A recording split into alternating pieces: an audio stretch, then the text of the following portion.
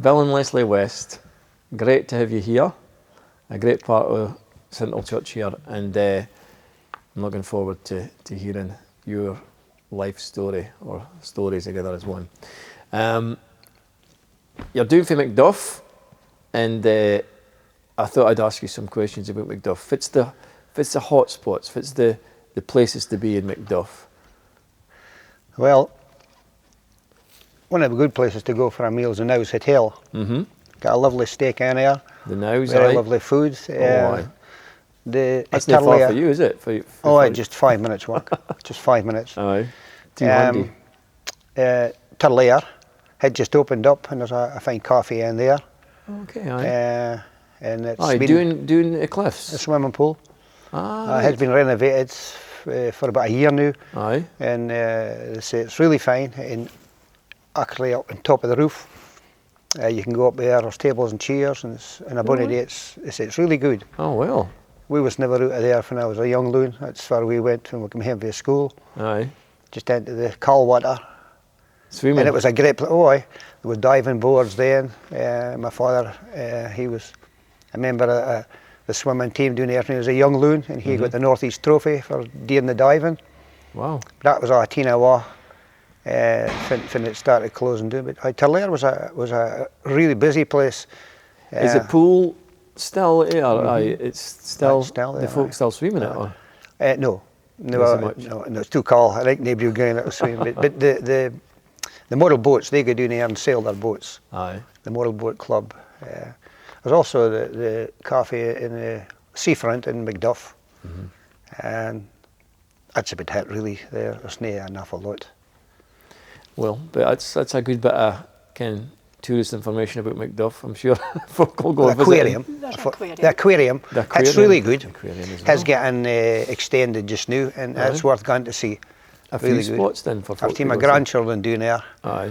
And they wanted to sponsor a skate, and I says, I'm not sponsoring this skate. I catch thousands of them, so I had to sponsor a skate.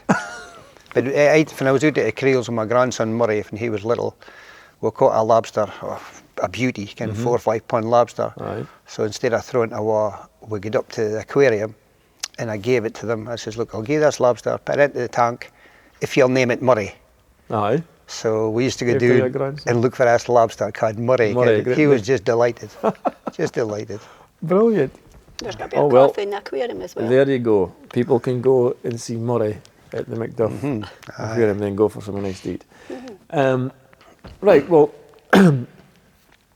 we Kenyans, Bill and Lesley together, but obviously there was a time before you met. So I wanted to ken your early life, both your upbringings, ken different places. Was it Portnokie that you grew up in, Lesley? I grew up in Portnokie when I was young. I was born in Buckie, Seafield Hospital.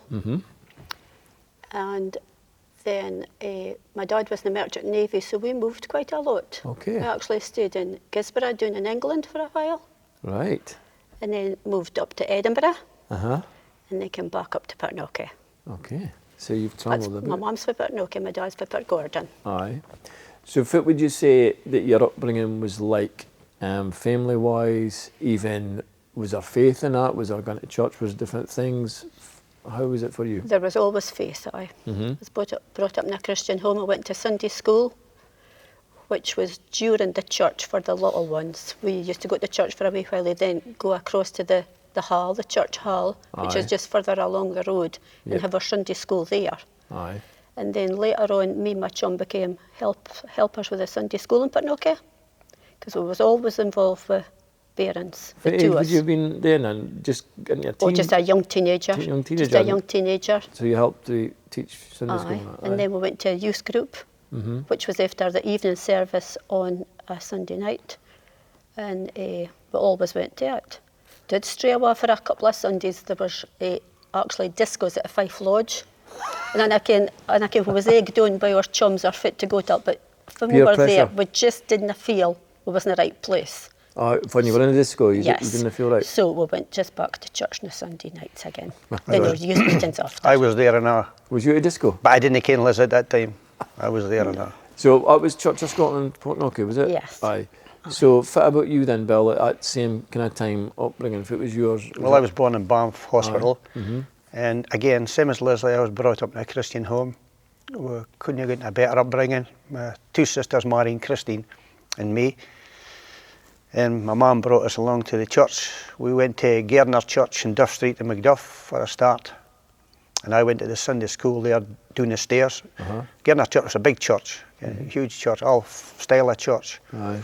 With beautiful pipes in the organ, and a really bonny church. Minister was Mr. Steele. And had closed down, and all the congregation moved up to doing church at the top of the hill. I wanted to see at the top of the hill. Aye. So we all went there, and I went reluctantly, I would say. My mum took me along when I was young, and that's what she did. She took all the family with her, so we had a great upbringing, I would say. I went to Sunday school as well, and the Maranatha Hall, that was up for the church in Duff Street. And there was another Sunday school in the afternoon, so we was at the church, then two Sunday schools, and that was Robertson's across with the bus garage at the shore of Macduff. Okay. Aye. Maybe further out a bit. Aye. So, and then we was back to church at night. So, me being a rebel, I didn't ever go, and being a young loony, my mother used to give me something to keep me quiet in the church. So, there's all money used to sit behind me, and he used to laugh and gang all the time, because I would be under the seats, and I would hear a snake in my pooch and a spider in my pooch and all these beasties to keep my mum tried to keep me quiet, but it didn't work. But yes, that's where I planted the seed. Aye. And definitely my mum planted the seed. Aye. And a lot of things to go ill in the church. Oh, Sunday was Sunday. I've heard Liz saying we'd wear Sunday clothes. Yeah. Aye, aye. Oh, you wear Sunday clothes, and then when you come home, they were putting away. Yep. And that's just how it was. Sunday best. we get to church. That was life. Doing in Gamry. My mum moved down to Gamry Church eventually. We used to go down there, and it was a case of pin a pound up in your move, had your tongue for an hour and a half, and didn't move, and that was it. Yeah, that was our church when I was young. So you were kind of like almost there because you had to be. Aye. But you, Leslie, you were a wee bit more involved by sound of it when you were doing the Sunday school and everything and things like that. If it's your family, like Bill, these sisters, if it was your family set up, what siblings did you have growing up? I am the eldest. Aye. 3 daughters. Fiona was the next, she was the middle one, and Jill's the youngest. And they all came through the... Yes, we were all the same as well. There was no Sunday camps like for the Sunday school camps like for the hay nowadays. It was Sunday school we called it, because I thought it was, because there was nothing else open on a Sunday. It was just church and Sunday school, and that was it. Aye. So it really felt like a religion, because it was just Sunday was that, and Aye, that was it. what you did. Aye. Yes. Fit going into your mid to later teens, I'm assuming, Bill, you went to fishing young, I would think, Ken, and so what did you both do? Well, Leslie first, what did you do coming up to leaving school and things like that? I went to college after school, up to Elgin College to do secretarial studies, shorthand, which I just loved. I loved cooking, I loved typing, I loved that, because when I was born, the nurse actually said to Mum, she's going to be a pianist. Aye. I was never a pianist, I was Never a played a piano. typist. Okay, so it's used. Yes, and I once got a row for the lady, one of my teachers up in the college, says, your fingers are going over the keyboard like a ballerina. And I just says, well, that's the way I can type, and that was it. Because we had to type with an apron round about our keyboard and look at the screen, so you had to kind of feel your way up to learning. So it was none of this looking and doing, it was looking up. Aye. But I love my typing, my shorthand. I was actually asked to come back and be a lecturer on the shorthand. Really? Yes. Now, did you never take up the piano and keyboard? You could have been playing the worship. A recorder. I was in here just... A recorder. A recorder. I would love to. My girls did. I put them to Aye. Music lessons, and they can still mind some notes. Oh well. Maybe. I would have loved to You do never it, know. but no. You never know. So, okie doke. And then, Bill, what about you? You when did you go to fishing? Well, I left school. 10 or something. I left school when I was 15. 15, aye. I was going to sea, I think, when I was 8-year-old. Oh, what were your father and that? Aye, they were working at a clash at a time. Wow. So they were in and out every day. Aye.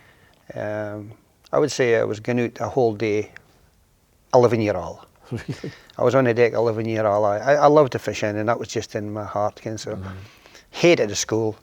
I left the school with 0 qualifications, Really? 0, because I didn't need any of them. I wasn't interested. Well, to be honest with you, I got to do my exams in the school, and I wrote my name on a bit of paper, and I stood up and walked out. The headmaster caught me, took me through his office, gave me 12 of the belt, Really? told me to go back in and do my exams, and I just walked out and got away. So that was all my... You got a 12 with the belt? Just wow. Yes, 12. So that was you, finished with school? Yes, so there was a story there. My father got in so many letters about me being at school that they were going to take him to court. Really? Back then? So it would be like a Sunday, Ken. One of the crew would phone a sickness in their wheel, and my father would look at me, Billy, you're going to fishing. And I would say, great. So anyway, we eventually got up to school after about 10 letters, me and my father. And unknown to me, my head teacher was Mr. Davidson, and he was one of my father's best pals, a young loon. I didn't ken this. Right. So we went up, me and my father, and we chopped at his office, and he opened the door, and, oh, hello, Willie. Oh, it's you, is it? So this is your loon, says I. And he says, fit we get to do with him. So they shut the door and left me out in the lobby, so I put my lug teeth at the door, and I'm listening to what they're saying, and they were more speaking about my mother Eunice and all the rest of it. Eventually, Mr. Davidson says, how do you do the fishing? Well, are you in and out every day? And he says, aye, we're in Monday, Tuesday, Wednesday, Thursday. Well, he says, if Billy can come to school on Friday, sign the register, he's all clear. Serious? So that's what I did. So I came to school on a Friday. My registration teacher was Mrs. Custer. Where have you been all week, Billy? I would say, I've been to fishing. Oh, no, I need a sick note. No, you better tell me something. I says, no, I've been to fishing. See, so, Mr. Davidson. So I'd get on the whole time, and that was my... That's when I left the school. So wow, that was me. So was it the same headmaster that gave you the belt when you left? Aye. So he was well. Aye. He was your father's chum, but he still dished you out. Oh, different days, so different days for you. About so you went fit boat was that you? The Atlas. It was Atlas. So your father's boat was Atlas. The first boat was built in 1973, and that's when I went aboard. My father had ill health and he had to stop the fishing at 37, and he had 4 big operations. One of them saved his life. Aye. And my father strayed away for the Lord like me, but the Lord came to him and spoke to him when he was near wheel. Okay. And my father came back to the Lord, I would say, when he was 38, 39. Okay, well, good. And he came back to the Lord. And that's what I couldn't understand, because I can't resist tough skipper. Yes. And then when he came back to the Lord and speaking about Jesus, and I'm thinking, what's happening here? Aye. So I was a bit of a rebel. But you saw a change. Well, my father brought us up hard. At that days, you started from the bottom.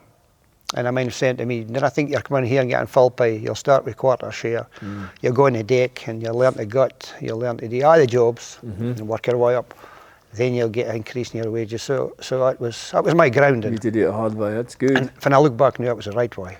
Aye, instead of just getting it handed to you straight. Aye, so that's really good.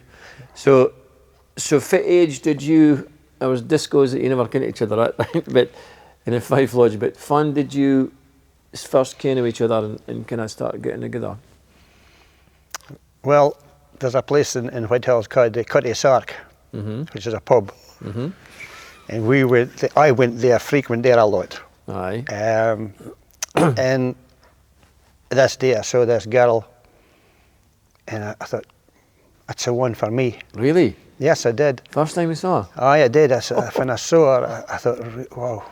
This was Leslie, just check it. Yes. Yes, I hadn't a girlfriend at that time.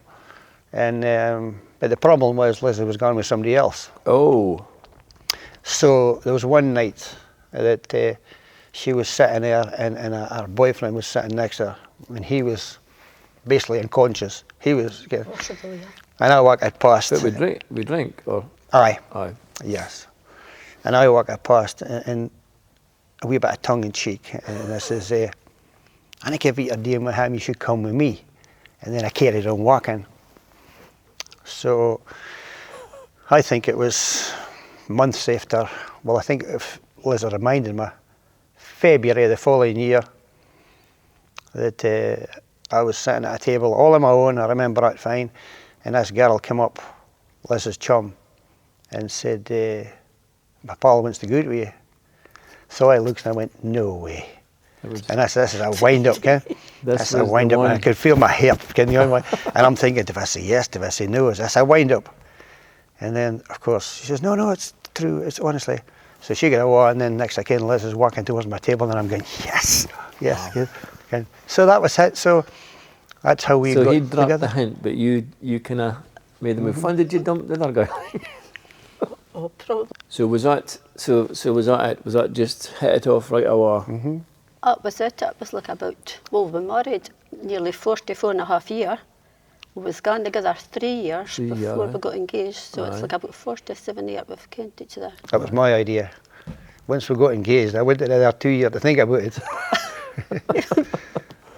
But aye, so you got married, and was that in a church? Was that how? Church of Scotland in Portnockie. Your church? Yes. Right. Very good. I had Fiona as a bridesmaid, my sister Jill as a bridesmaid. Aye, aye. And I had Bill's niece as a little flipper girl, Lisa. Very good. And his nephew is a little page boy. Aye. It was in June the 26th. My pal Brian Bruce, which we get through the school together, and he came aboard Atlas as a young loon, same as me. He was my best man, and that's him that died of leukemia last year. Oh, aye. He was diagnosed at the beginning of the year with aggressive form of leukemia. Brian passed away in October. It was a hard. That was in my mind a lot last year. Tough, this year, I mean. Of course, you were praying a lot for him and I, Bill. Far does it go then? Okay, so speaking about that, I know. Ken, for weekend is Bill and Lesley now is faith-filled, phenomenal example of serving the Lord, praying for so many people and encouraging so many people and all. So how does that go for the times of going out, and really, I suppose you're saying it was all about fishing, and then you were together, married, obviously family, but far were you at in your faith journey at that point, at the early years of marriage? I didn't really look to the Lord. He blessed me so much when I was younger, my fishing career. We, as I said, we paired up with Albert, Liz's father. We had a new boat built in '87, and his boat was built right behind mine. So we were paired trawling together for 11 years. And it was a very successful partnership. My father said it would be a disaster. Can't remember my father-in-law, Ken. If he failed out, that would be hit. But honestly, Albert was 57-year-old and I was 26. And he had the clever head. I was the one that was 100 mile an hour, and he. What age were you when you became a skipper, Bill? I first took Atlas when I was 17. My brother-in-law, again, as I said, my father was in hospital getting an operation, and my brother-in-law had to go to a funeral, so I took a boat when I was 17, and I did the kind of fishing chart for the Sunday Post. So, but I got a good shot, and I came in, and we got away him, and I was delighted. So it was my first, and that was the days on the electronics, kind of paper plotter and working with the radar, and that was coming in to clash through the rocks. So that was a challenge. Real skill.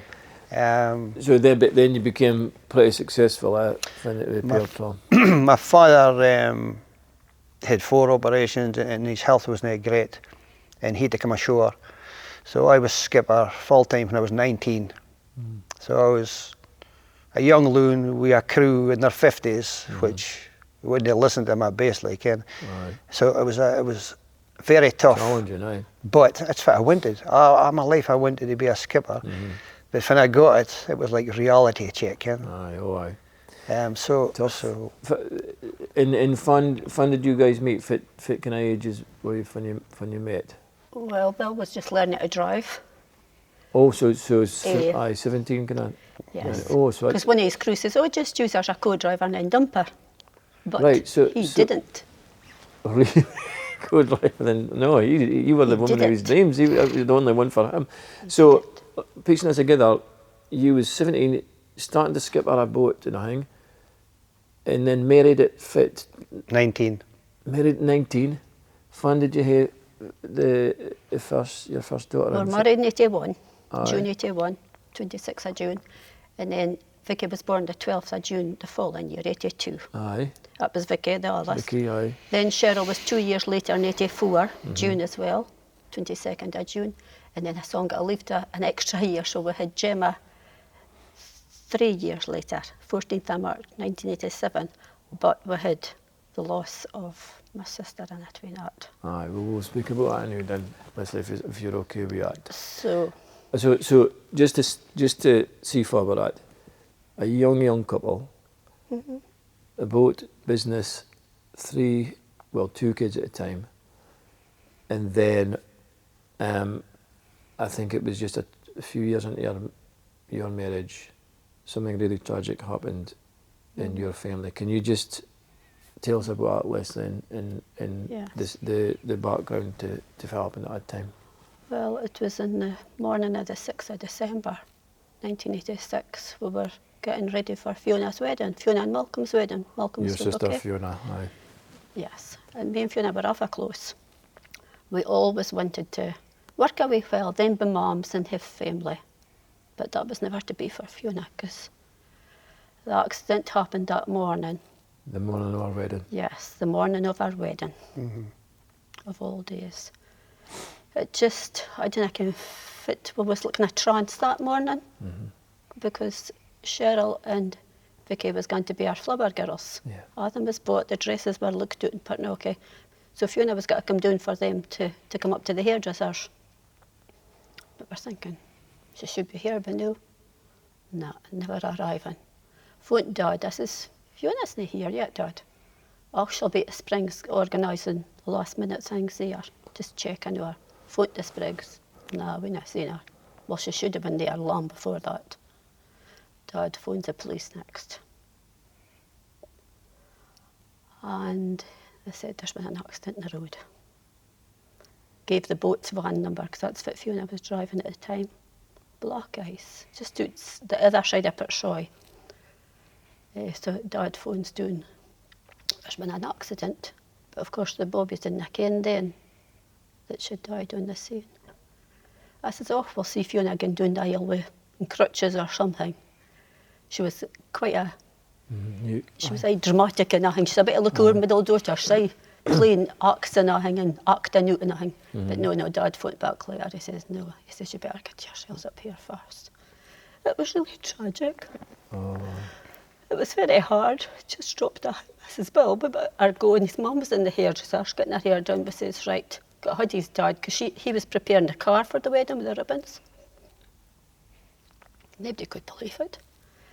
My auntie and him arrived at the door at Portnokie, bouncing her boat off, and they saw the look in their faces. And we just had to tell them, and then of course the minister's outside the door, telling the folk the wedding's off because of this, and nobody could believe it. There was cards come in that week, there was wedding cards come in, sympathy cards, it was in the papers, it was arrowed. And I can how much cards Mum and Dad got, but what I think to get. And I think I've heard one thing like that, around about a wedding day is supposed to be the best day and the biggest celebration. At happening, it's like something you hear about somewhere else in a story or in a film. And so It was like a dream. I It wasn't a didn't dream. I didn't ken about that.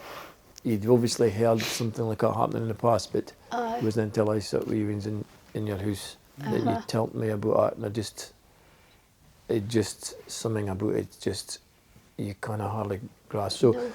So let's say, how do you go on and rebuild? And even when you think about it, Ken, the faith that you've been brought up with and still believing in the Lord, Ken, if it happened at that time, did you question?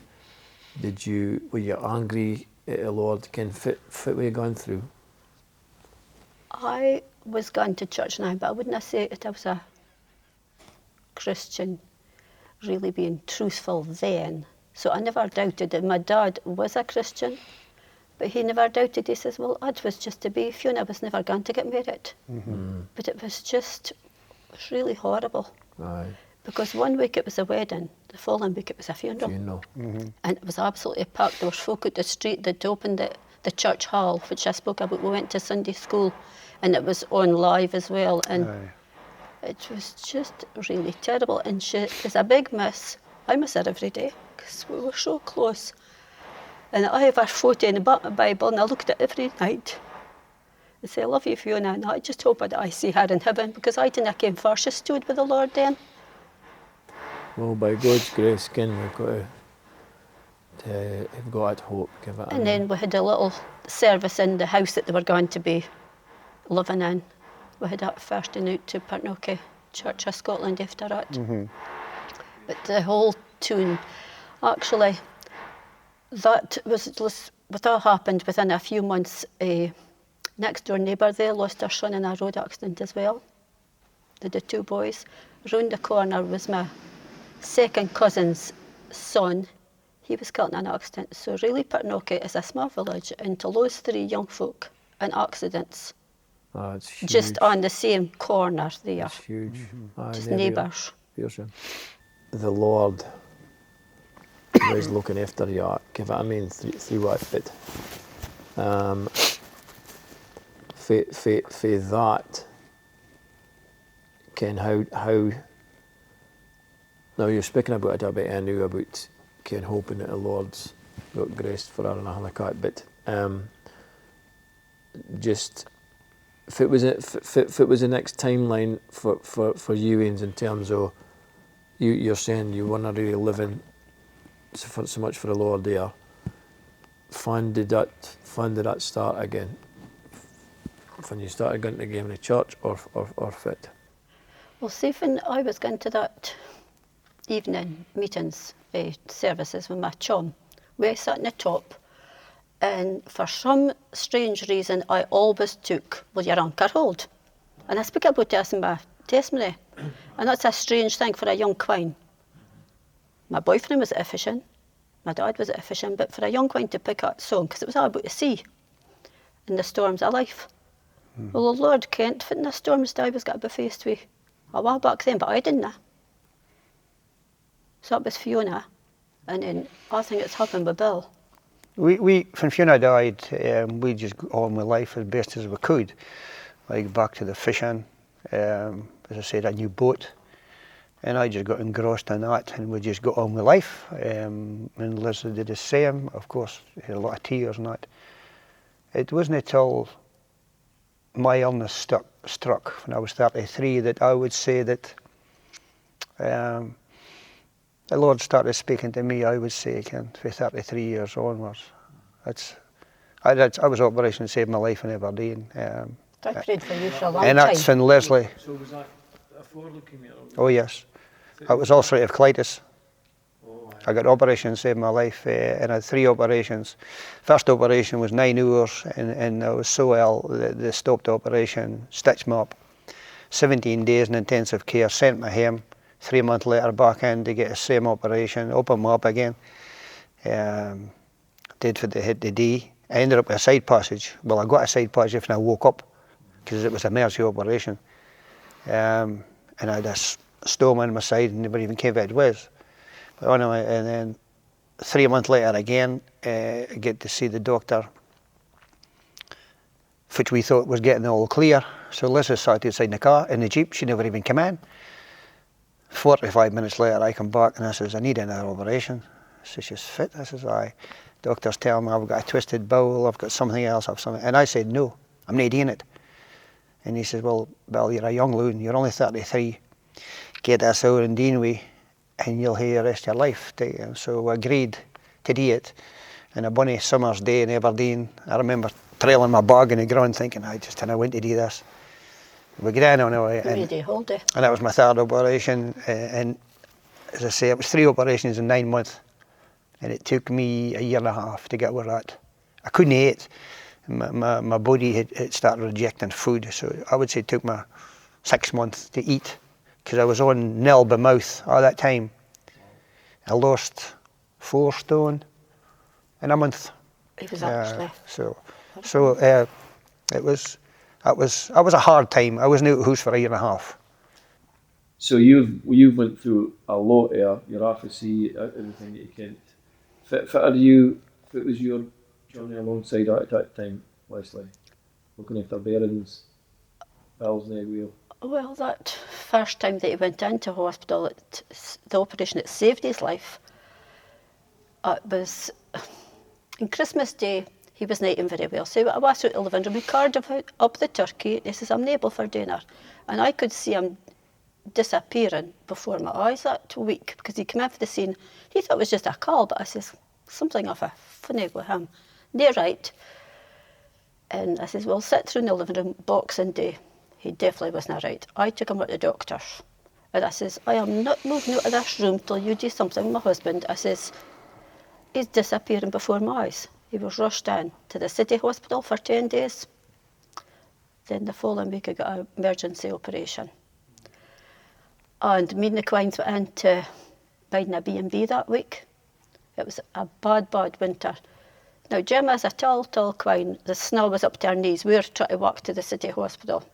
No way could we make it for the B&B in King Street, so we just back it back. And he phoned me, he says, "Where are you?" I says, "Bill, we can't come out." I says, "It's just a ringing storm out there." And I says, "Gemma is up to our knees." And I says, "Well, we're a smarring her." I said, "We can't make it." I said, "But we'll be around the next day." So that's when I really came to the Lord. I went down my hands and knees at my bedside. Quines is in this room aside me at the B&B. I says, "Lord," I says, "you'll have to be with me in this." I says, "If you save Bill's life," I says, "I'll follow you the rest of my life." And that's what I've been doing. Wow. Yes. So I went to the hospital the next day, was a wee bit early. Here's him getting trundled through the lobby. Because I recognised the pyjamas, because I said, "Your dad, I'm away for an emergency op," he says. So we just sat in that hospital until he came back, which saved his life. I said, "Thank you, Lord." And that's what I've been doing. I've been following, I committed myself. Yes, so that's when I did have a relationship with the Lord. Not just religion, going on a Sunday. I really thank the Lord for doing that enough. And I love that song. My song, I come in, Leah again round one Sunday here with the mics, or the wooden spoon with a little mic, and she says, "What's your favourite song?" I says, "The Goodness of God." I says, because that verse speaks volumes to me. He's never let me down. We have had trials, we've had our storms, but he's never let me down. And he never leaves me, nor forsakes me. I have prayed him so many times over Bill's health, different places. One of the times was when he fell off the pier as well, and you were up that week after seeing us. I actually cried so many tears in the Jeep that day when he was in the hospital, because I wasn't allowed in because it was during COVID. And I screamed to him, I says, "Lord, here I go again." I says, "Please help me get through this again." And he has, so many times. So. And so, Lesley's crying out to the Lord and making that commitment to the Lord. You're going through that illness and that year and a half after that, as you've just said. So, but did you start to lean into the Lord at that time, Bill, do you think? Or? I started coming to the church with Lesley still now and again. You would think after all that, that I would have come to the Lord quicker. But and I remember I could barely walk. And I said to Liz, "I want to go to church." Okay? And I think to myself, why would you want to go to church? You could hardly walk. And I mind walking into church, Macduff Church. And the folk was walking past me, and I couldn't hardly put one step aside, but I wanted to be there, Ken. I didn't think myself why. But anyway, and I remember my mum's next door neighbour walking past me, And I says, hello, Margaret. And she looked at me. She didn't even care if I was so thin. I was just skin and bean. But you would have thought then that I would have said, Bill, you need to give your life to the Lord, because how many chances will you get? So, as I say, I was 33. And then life progressed on and on and on. And then this man called Jackie Ritchie came to Gamery. And my mum had told me about Jackie Ritchie for years. Of course, I wasn't interested. But anyway, I said to Liz, well, Jackie's tent was there for like Monday to Friday during Gamery. So we went, and in Monday night, and I mind sitting there, and I was just so challenged with how Jackie spoke. Okay? And the words and the singing, are you washed in the blood? Okay? And all that kind of all hymns, Jackie, they just were speaking to me.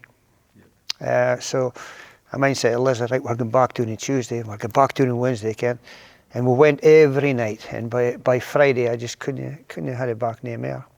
My father was on holiday, and I was actually looking after his greenhouse, and I mind working with his tomatoes, and I'm singing away myself, thinking, jeepers, my kid, what's happening here?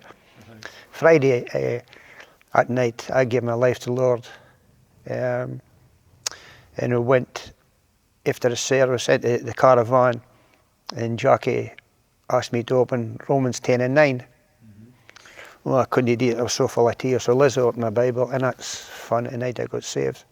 And it was like, I couldn't wait to tell everybody. There was a chap at the door, and he was my daughter Cheryl, and she wanted to get saved, and so she did.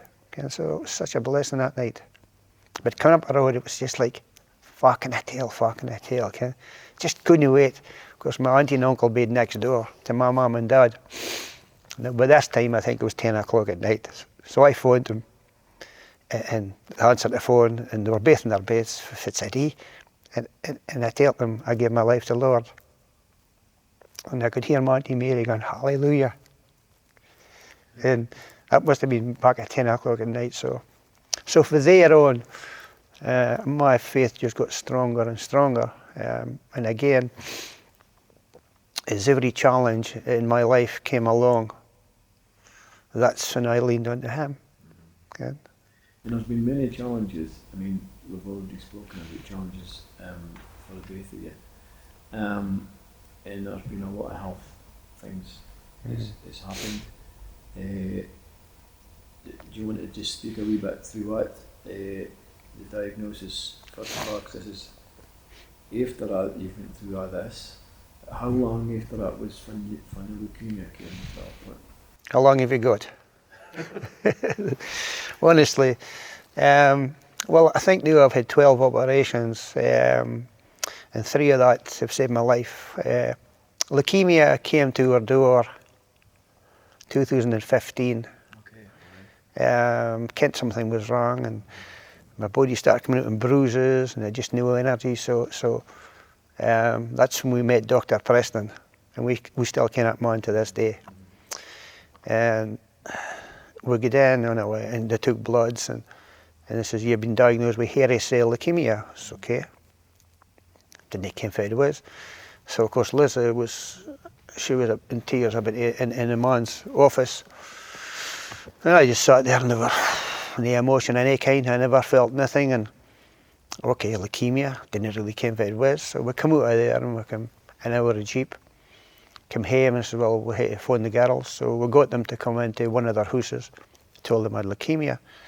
So they're all sitting speaking about it, and I think Liz turned to his Bill, do you care that's cancer? And I'm going, nah, I didn't care.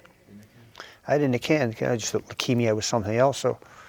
So anyway, we told the girls as best as we could, and I just made up my mind that I was going to be strong for them and for Leslie. So I didn't shed a tear, I had no emotions, and I wanted to be strong. And again, we turned to the Lord for help and strength and to get us through that challenge.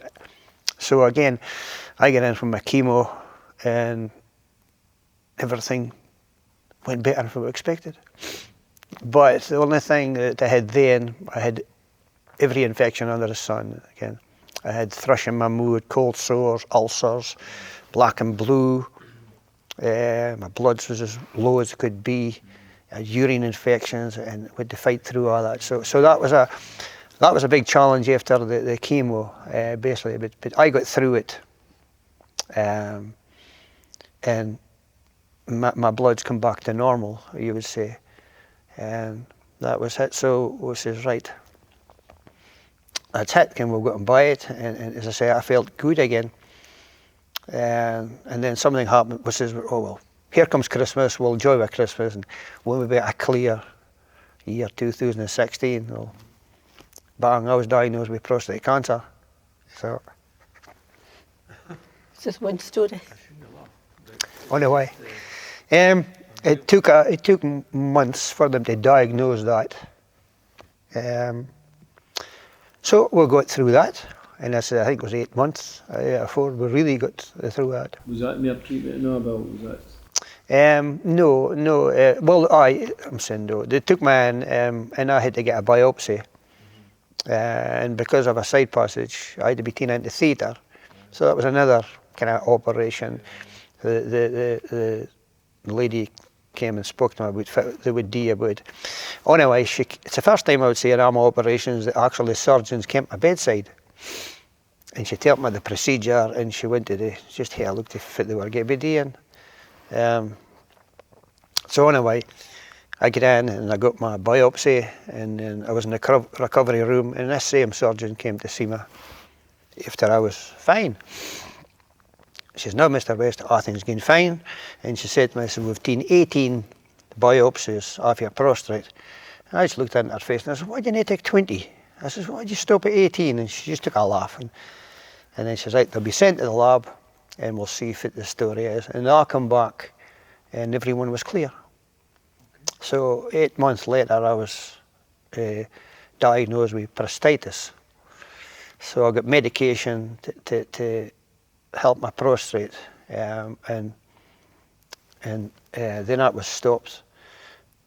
And we just got on with life again. And it was coming up to Christmas time, and we thought, 2017, is it? Aye. Oh well, we'll maybe get a good year this year. And I decided to get laser treatment in my eyes. Cut the story short, my retina had detached to my left eye, and I ended back up in the hospital again. So I got an operation in my eye, and I get a boot for a week and a half with a patch in my eye till that recovered. And that was just probably 3 years. It was just one thing after another. So again, we just turned to the Lord, and we just says, well, the storm's coming next. And basically just left it in his hands. I didn't worry about my leukemia or any of the things that was happening. I didn't worry about it. I'm not saying we wasn't concerned about it, but never once I lost any sleep over head out now. I just wanted to be strong for my family. It would be the right thing to say. So, Right, tell a story about your arm when you fell off a pier. That's something else. Well, that was the first miracle we have seen in our family. I fell off a pier, so as I said, and I landed on my deck in my boat, on my back. I was actually, I would say I was out cold for a wee while, because when I opened my eyes, I couldn't see anything but stars. And I couldn't see a thing for I reckon how long. And I must have shouted out when I hit the deck. And there's men came running, this is in Gamery Harbour. They came running to help me, and so they managed to prop me up to the rail until I come to, which I reckon 15 to 20 minutes. But I had no pain, and I'm thinking, okay, I've been lucky again. So they were saying, like, phone for an ambulance. And I need no ambulances. Get me up on my feet, I'll be up a ladder, and I'll drive him. So they're, no, you better get an ambulance. So I was adamant there would be no ambulances. So anyway, half an hour later, I suppose, I got up on the pier, and one of the lads says, "Oh, Bill, look at your jumper." My jumper was torn open here, and the skin was peeled back here, and my bone was showing out, and the bleed was pouring off my hand. So I says, that's all right, I'll get home. So I jumped out on my Jeep, and I was half roads home, for we had the halfway hump coming here for Gamery. And my daughter says to me that I was in shock and I didn't feel it. The pain started kicking in, so I managed to get Liz a phone. Says I'm on my way home. I fell in a boat, so half roads to get to Macduff. The pain kicked in and I couldn't drive. I was doing about 10 mile an hour and the pain was just horrendous. But I managed to force myself, and of course I was longer getting home. When I got to Macduff, I did I meet get out in the road Jeep, but Liz, she was coming to see where I was. Yeah, aye. So we got home. Liz got ahead of the hospital in Elgin. Cut the story short, get your man up here.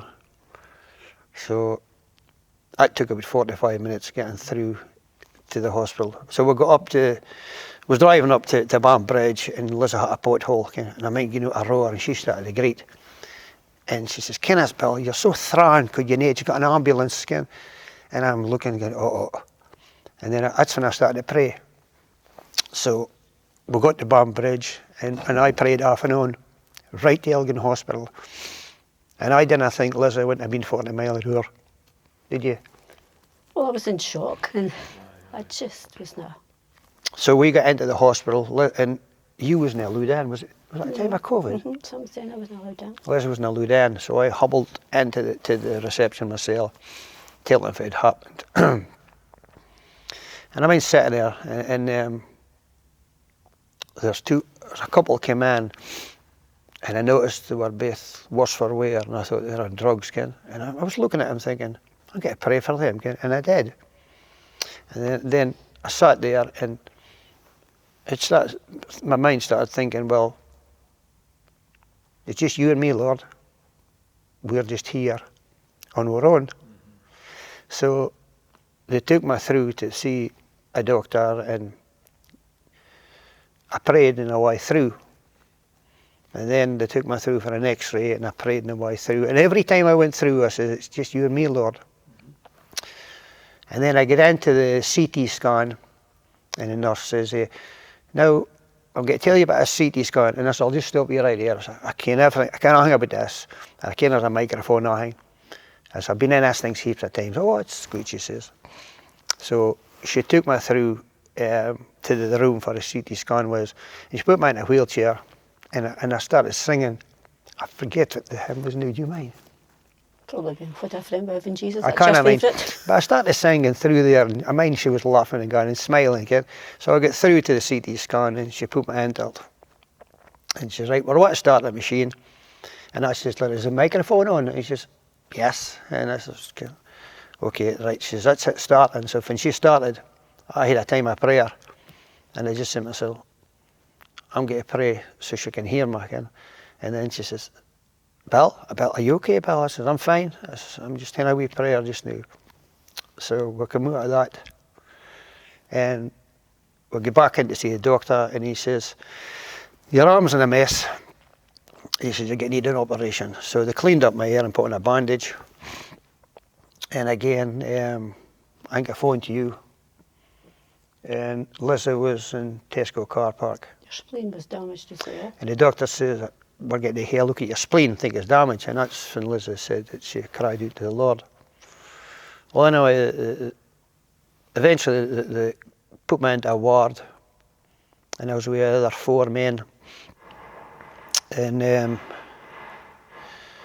the doctor came to see me and to fill up the forms so it would speed things up in the morning. So I said, it's okay. And he says, dinner be late. And I says, that's fine. And I think it was about 11:30 at night. And this nurse called Millie, she was looking after me. And she was, she said Thailand. And a Buddhist thing, she had a spot in her head.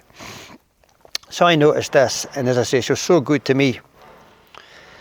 And I said to her,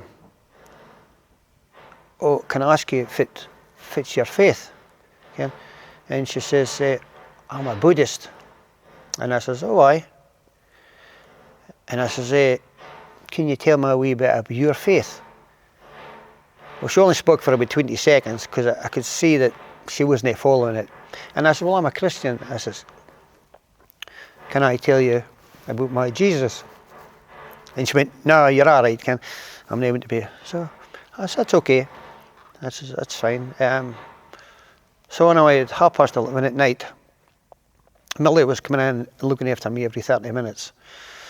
The pain in my arm started getting more sarer and sarer and sarer. And by the time it was so sore, I had my hand up like this. I couldn't put my arm on the bed, and there was a tingling sensation going from my hands up to my shoulder. Yeah. And by 3 o'clock in the morning, I was going on for 5 hours. I was just absolutely shattered and trying to keep his hand up. And I couldn't understand what it was. And Millie was coming in and she was giving a morphine injection. I says, no. I said, I'm praying about it. And that's what I did the whole night. And she came in every half an hour, look, we'll give you this injection. I says, no. I said, I didn't need it. I says, it's just me and the Lord. So I didn't care what was happening.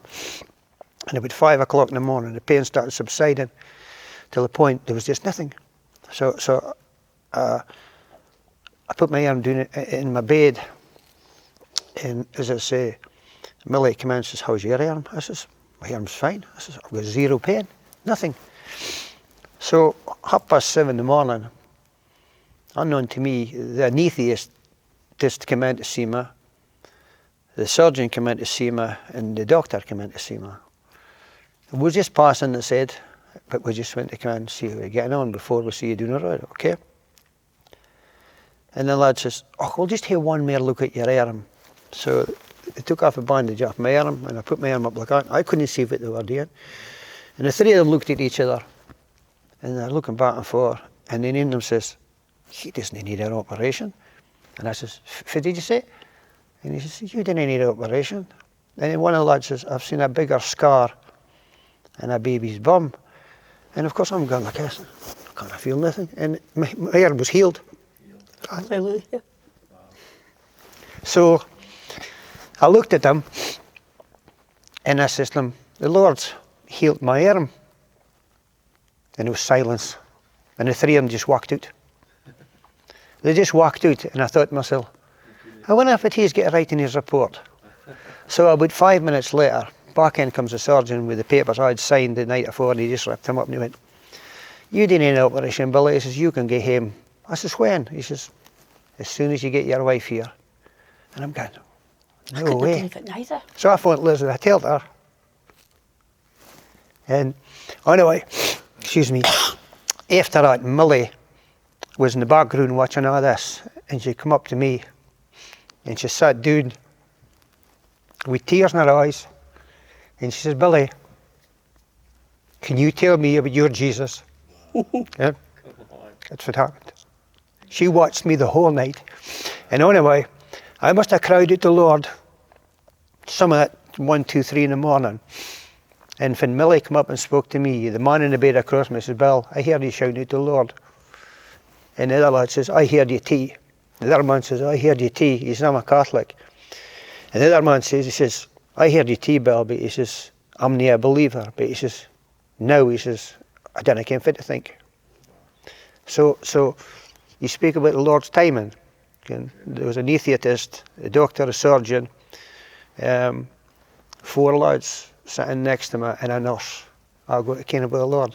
So I come out of there, and it maybe sounds daft, but what an experience I had, Ken. What an experience it was. I come in. Aye, exactly. So the trials that you've been through and the toughest times in your journey have brought you closer to God, and definitely. Especially that. Aye.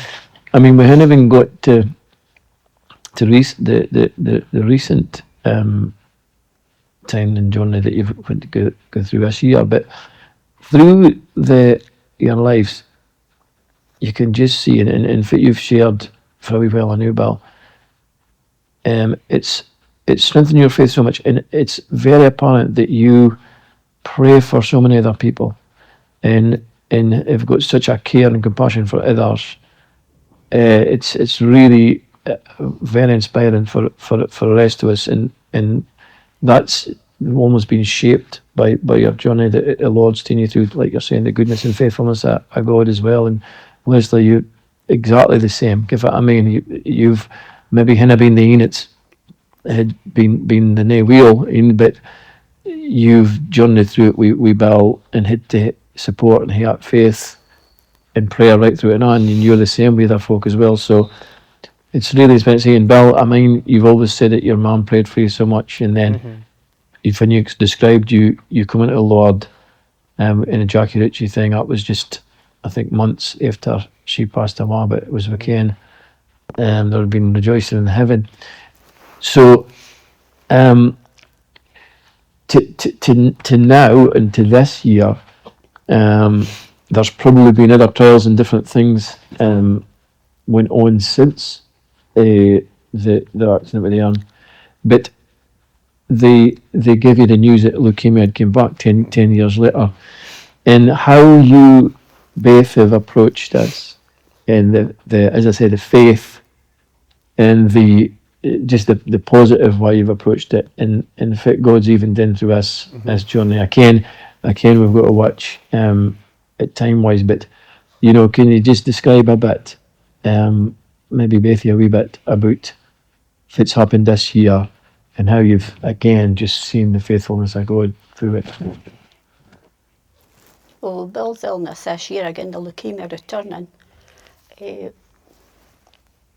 actually got the news in March. February. February.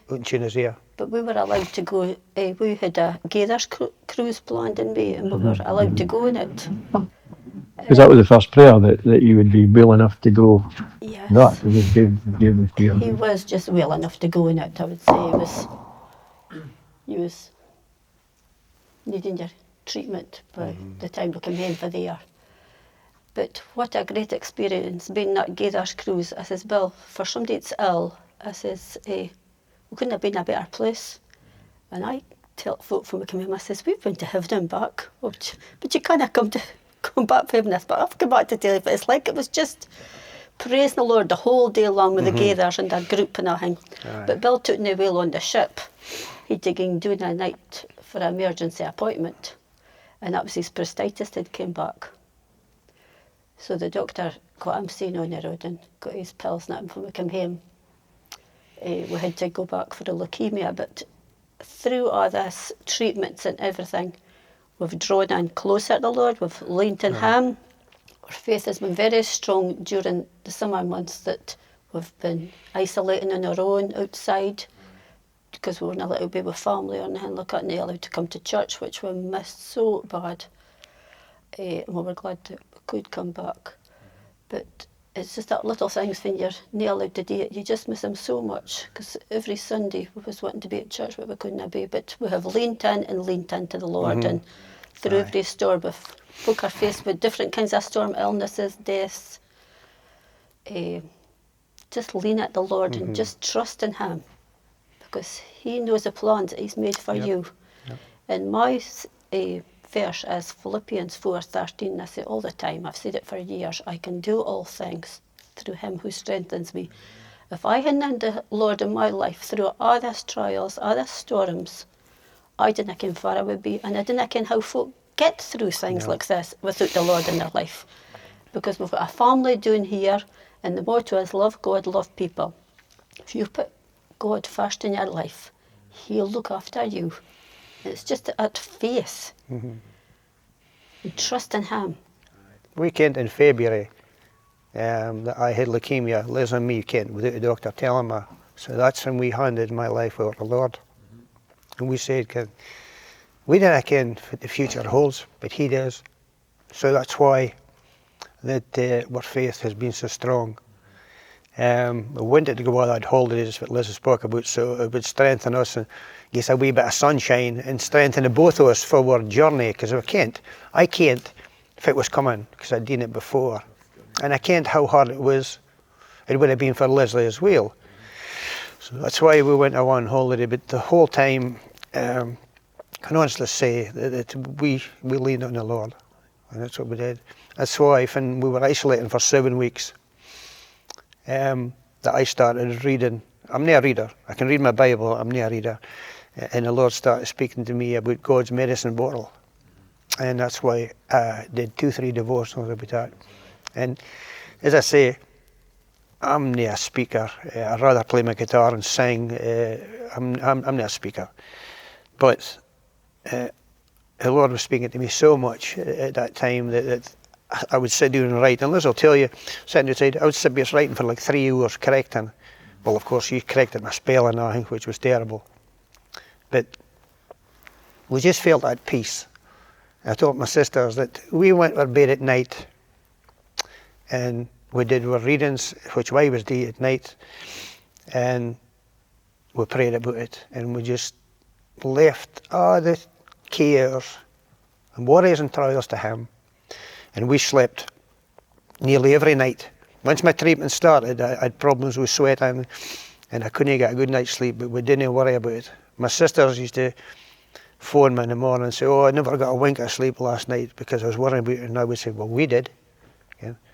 Yeah. We didn't let worry overcome our lives. We just says, well, once again, for fit, 12th operation, 12th time, we're in His hands. So that was it. Brilliant.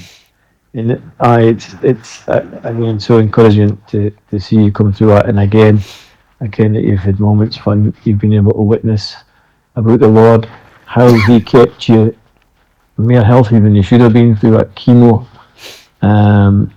Again, just such a testimony and witness to God's goodness and faithfulness and your faith in Him and all. As I say, you both show so much love. You really model loving God and loving people to all of us. We how kind you are and how compassionate you are for us in thinking about Abdi. And it's just, you're such a massive blessing to us here. And your lovely family as well, Ken. Abdi's for you.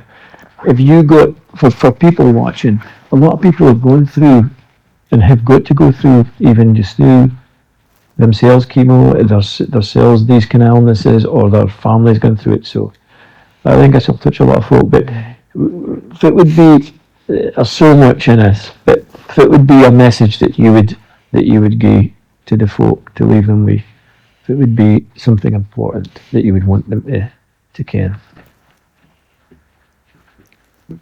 Well, if there's somebody watching this and they haven't got Jesus in their life, we love seeing salvation here in the house on a Sunday, and we're out praying, one more, Lord, one more, just one more. It's like the good shepherd who goes out and gets that one sheep that's left. We don't want nobody to be left behind. No. Because when the Lord comes back, there's two choices, and we want everybody to be in heaven with Him. Aye.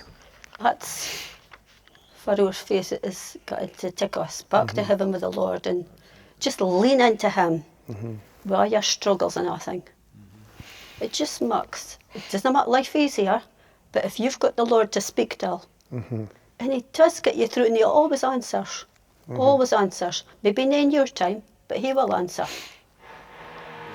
My go-to verse is Jeremiah 29 verse 11, and it's been out now since my stepmom gave me it. I think I got it when I was 33 years old, probably. And it's, I know the plans I have for you, plans to give you hope and a future. And my message would be to folk today is, life is a voyage. You navigate with care. See that you have the pilot on board, who is Jesus. Yeah. Liz and me has got calm seas at the moment, but we are ready for the next storm. And lots of times now, when I'm into hospital, if I've got this in my hand, which I have today. Liz has got herring here, tea, and it just gives us the comfort, Ken, that we have a Lord in our lives. Yep. Brilliant. Well, as I've said, we're just so chuffed to hear you guys part of it, in not only coming along, but a big part of the church here, and you've been an amazing blessing. I think you've been through the faith is amazing, but you did a lot. Is always your either, and you've just had a big birthday. 65. 65. When was that? Sunday. Sunday, aye, and had celebrated that. So amazing I'm to still here. to still be Get what standing, I'm saying. still looking good, Yep. still going for God. Thank you, thank you so much. You're very Thank welcome. you so much. I really You're appreciate very it. welcome. Well, you've got a song. I did ask. I did speak about a song that means something to you. So, have you got a song to end for us? Well, this scene is what we sing at Encore, and it's a favourite we update Encore, and it's picked every Wednesday.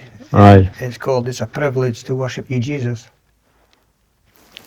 So I'm going to try and sing it. Try and sing it just now.